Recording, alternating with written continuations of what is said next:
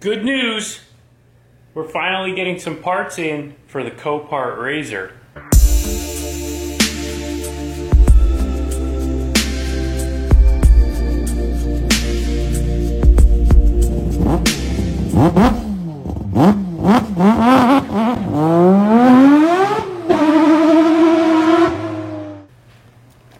Check it out.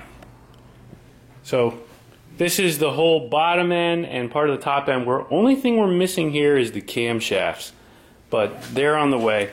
You can see here we've got all the gaskets and O-rings, main bearings, balance shaft bearings, timing chain.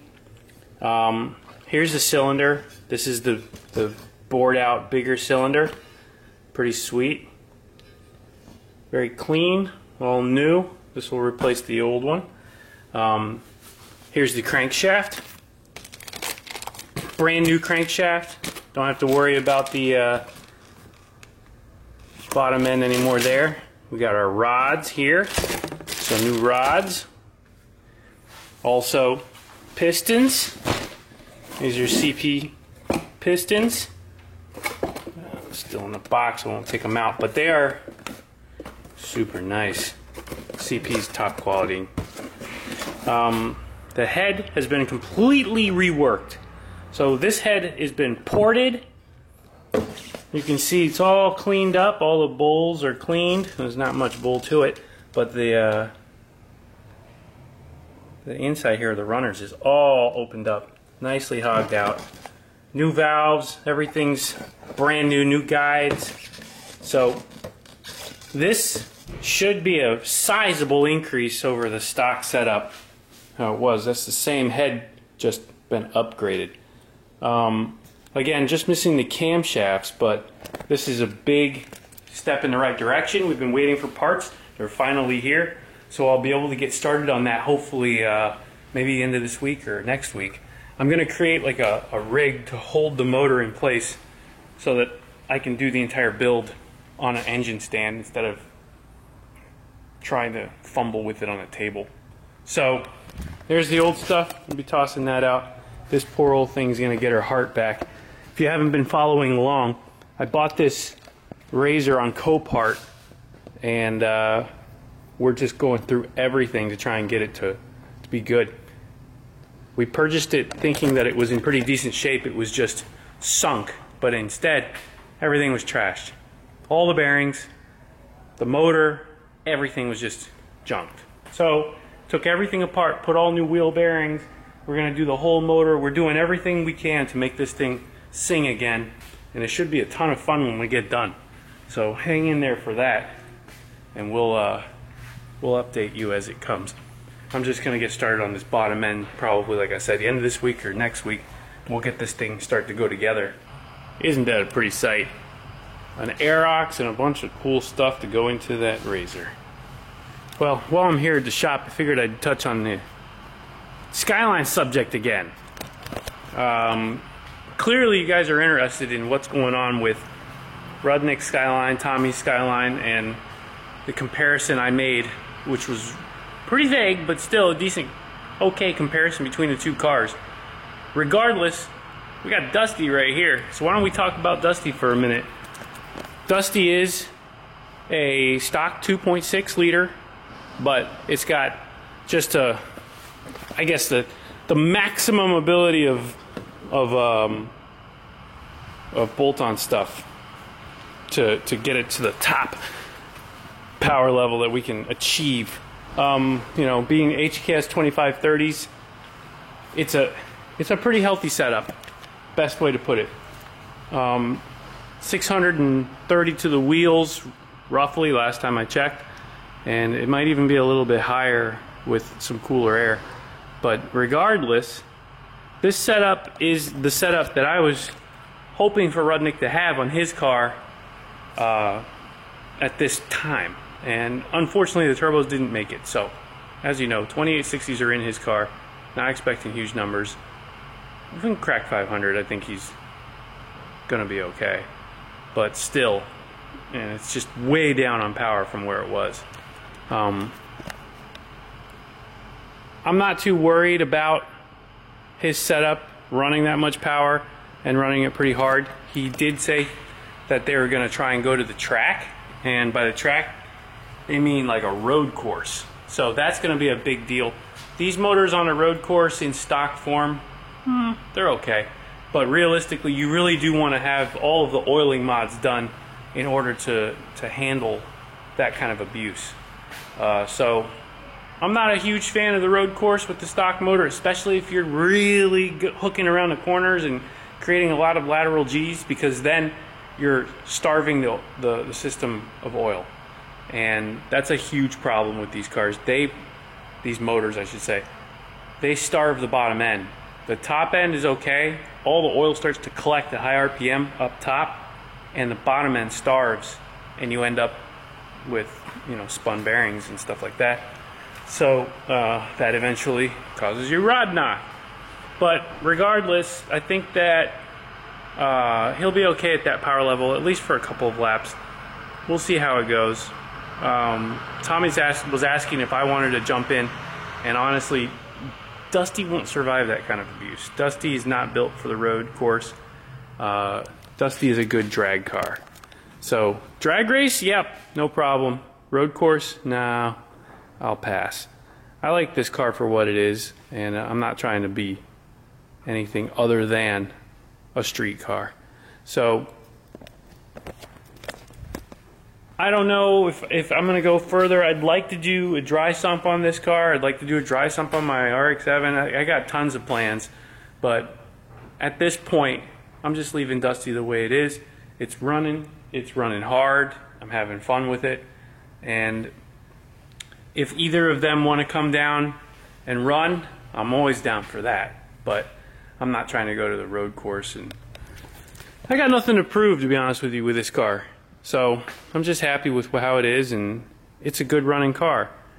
630, that it roughly translates to over 700, 750 at the flywheel, which is a big number for a stock 2.6 liter on stock mount turbos. If you didn't see the R33 that we did with the sequential transmission, that's Rob's car. His car made 700 to the wheels on this dyno. That's a stock mount turbo. So that's a huge number. It's way over 800 at the flywheel.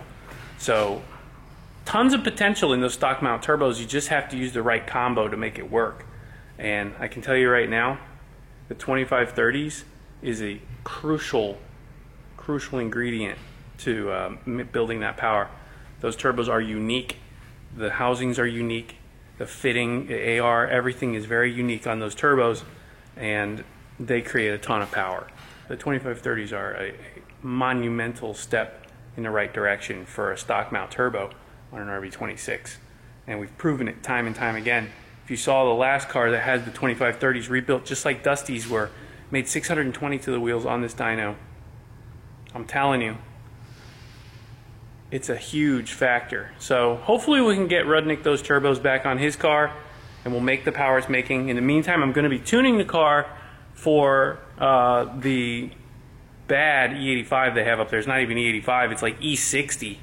Last test we saw was like 64 or 65%, so not good. That ethanol is not enough. Apparently Tommy knows of a spot that has better ethanol, so Rudnik went out there to get some. We'll see how it comes back. I think it should at least be in the 70s. If it is, then we're good, and we'll be able to crank on it a little bit more and see how she does. But either way, what happens is using 93 or using E85 leaves a lot of gray area in the middle if you get a mix or if you get a winter blend or something like that. And that's what's happened here. So his blend ratio went down considerably into an area that we have never actually tested in. So now that we're testing in that range, I'm going to make adjustments for it, and that's going to get the air-fuel ratio back to where it needs to be. Timing and fuel both adjust for the compensation of different ratios, so it's a large gray area that has to be adjusted and checked in order to be perfect. But once it's done, it's a no-brainer. So I just got off the phone with Chris, and we're doing a little bit of remote tuning on his car. So as you guys know, he's up in Connecticut, and like I described, the fuel quality up there is so-so. The ethanol that we have down here, the ethanol blend is E85, and when we had him on the dyno down here, we were achieving that 83, 84% ethanol content, making those dyno pulls. Up there, the best that we've seen so far during a pull is about 66%, 65, 66%. So far worse ethanol content. And I'm looking over a data log of one of his last runs that we just did while he's up there, and I'm making some adjustments just to give you guys a peek as to the process. So he sends me a data log, and all of the information is down here, and I'm able to extrapolate it and identify where on the mapping these data points are occurring. So as you can see, as an example, at 6,600 RPM, he's making 23 pounds of boost with an 11:3 air-fuel ratio, but the fuel composition, 66%. That's really bad. So I've made some adjustments to the fueling because we never tune the car for this type of ethanol content, and it's a non-linear ratio going from 93 octane to E85. There is a little bit of an exponent in there. So identifying that exponent and tuning for it is part of the process. So I'm getting that done here. As you can see, I'm making the adjustments, sending him maps, he's making data logs, and we're getting it dialed in slowly. When we started, his air-fuel ratio was extremely rich, like almost misfiring rich, and that is because the ethanol content changed so significantly that we're not able to smooth that with the sensor data. So now we're inputting the newer stuff into the map that's going to allow for that to happen, and we're going to end up with an interpolation that's much better, and he'll be able to then run any kind of fuel in between 93 and 85, and he'll be okay. But for now, that's what we're looking at. I'm also curious as to the position of his ethanol sensor. I think that we need to move it as well, because I do believe that we're getting a little bit of fallout as the pressure goes away. The volume change is introducing a little bit of instability. So a few things to look at, but we're getting it dialed in, and I just wanted to share that with you guys because why not? You need to know. The tuning is a very very organic process, and if you move around a lot, like in Chris's case, and he goes from one location to another, you need to address the tune, and that goes for anybody who has any work done through us. If you take your car and you haul it across the country, I make adjustments for you. It's part of the deal. It's what we do. So that's going to be it for now. Hopefully I can get this all dialed in for Chris, and soon you'll see him enjoying the car up there, even with the poor fuel quality. I'm trying to get him to throw a little bit of Ignite in there. So we'll see if we can get some of that good E85 in there. Then we're going to see an increase in power, and it's going to be much more stable. So stay tuned for that. Let's see what we can do.